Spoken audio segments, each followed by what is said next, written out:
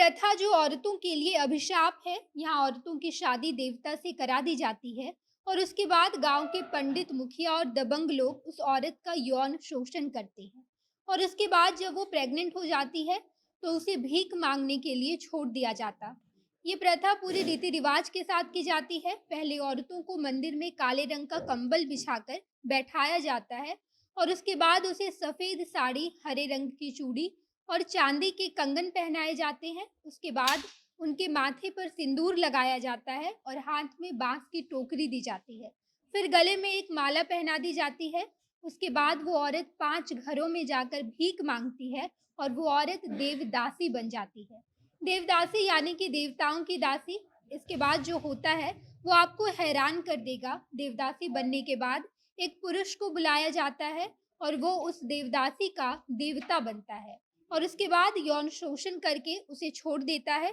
इतना ही नहीं, बल्कि वो पुरुष जब भी चाहेगा उस देवदासी महिला के घर जाकर उसका यौन शोषण करेगा और फिर वापस चला आएगा। उस देवदासी महिला को पूरा समाज गंदी नज़र से देखता है, क्योंकि उसकी पूरी उम्र शादी नहीं होती। बल्कि उस दासी के लिए गाँव के किसी अमीर व्यक्ति को देवता बना दिया जाता है और वो उसका यौन शोषण करता है। अब नमस्कार, मैं नेहा चौधरी कैमरा पर्सन विशाल के साथ और आप देख रहे हैं जनता जंक्शन। ये प्रथा दक्षिण भारत की तरफ खूब होती है और आप गलती से भी मत समझ लीजिएगा कि हम कई साल पुरानी बातें कर रहे हैं। ये आज के मौजूदा समय में हो रहा है, जब पूरी दुनिया 21वीं सदी में जी रही है, तो वहीं दक्षिण भारत में कुछ महिलाओं के साथ प्रथा के नाम पर यौन शोषण किया जाता है। यहाँ पर देवदासी बनने की कोई उम्र नहीं होती, बल्कि यहाँ के लोग 5 साल की लड़की को भी देवदासी बना देते हैं और एक बूढ़ी औरत को भी। देवदासी बनने वाली लड़कियां मुख्य रूप से दलित परिवार की होती है और इसे पूरा समाज सदा सुहागन कहता है। इनका कोई पति नहीं होता, लेकिन ये पूरी उम्र सुहागन रहती है। गांव में जब भी देवी पूजा की जाती है, तो इन महिलाओं को केवल नीम के पत्ते पहनाकर पूरा गांव घुमाया जाता है। गांव के दबंग आकर देवदासियों का यौन शोषण करते हैं और जब वो प्रेग्नेंट हो जाती है और उन्हें बच्चे होते हैं, तो उन महिलाओं को भीख मांगने के लिए छोड़ दिया जाता। कहीं-कहीं तो ऐसा होता है कि दलित परिवार में जब भी लड़की पैदा होती है, तो उसे देवदासी उसी वक़्त बना दिया जाता। और इसके साथ-साथ किसी गाँव के मुखिया, दबंग या फिर ज़मींदार लोगों का दिल किसी लड़की पर आ जाए, तो वो उन लड़कियों को देवदासी बनाने के लिए दबाव डालते हैं। उसके परिवार को डरा-धमकाकर इस बात के लिए मजबूर कर दिया जाता कि वो अपनी बेटी को देवदासी बना दे और उसके बाद उस लड़की को देवदासी बनाकर गाँव के ज़मींदार आकर यौन शोषण करते हैं। दक्षिण भारत के अलग-अलग जगहों पर देवदासी को अलग-अलग नाम से जाना जाता है। उड़ीसा में देवदासी को महारी यानी कि महान नारी कहा जाता है।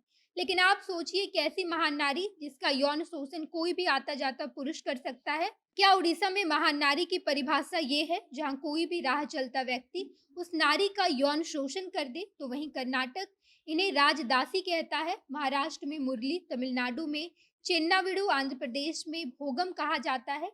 एक 45 साल की देवदासी से जब बातचीत की गई, तो उन्होंने बताया कि मैं जब 10 साल की थी, तो उस वक़्त मुझे देवदासी बना दिया गया था। एक 45 साल की देवदासी से जब बातचीत की गई, तो उन्होंने बताया कि मैं जब 10 साल की थी, तो उस वक़्त मुझे देवदासी बना दिया गया था।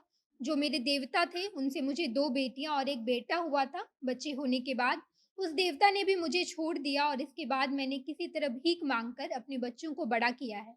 जो मेरा देवता बना था, उनसे मुझे किसी तरह की आर्थिक मदद नहीं मिली, बल्कि बच्चे होने से पहले वो मेरे पास आता था, लेकिन जैसे ही मुझे 3 बच्चे हुए, तो उसने भी आना बंद कर दिया। मैंने सब्ज़ी बेचकर, खेती मज़दूरी करके कुछ पैसे कमाए और जब कुछ भी काम नहीं मिलता था, तो लोगों से भीख माँगकर गुज़ारा-बसेरा करना पड़ता था। जब मेरे देवता की मौत हो गई, तो मैं उनके घर भी गई थी, लेकिन उनके परिवार वालों ने मुझे घर घुसने से मना कर दिया।